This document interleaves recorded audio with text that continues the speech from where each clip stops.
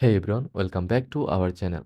Need to move funds from Clearpay to your bank account? Here's what you need to know.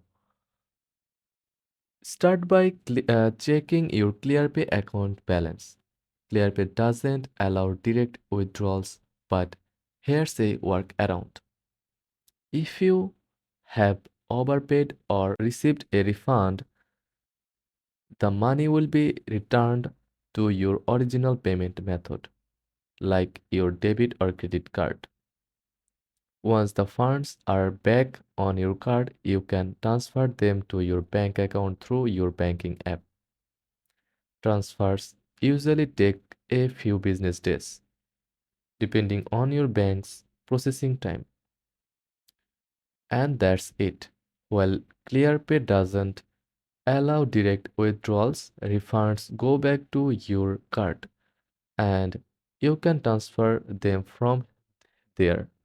If this guide was helpful, don't forget to like and subscribe for more quick tips. Thanks for watching.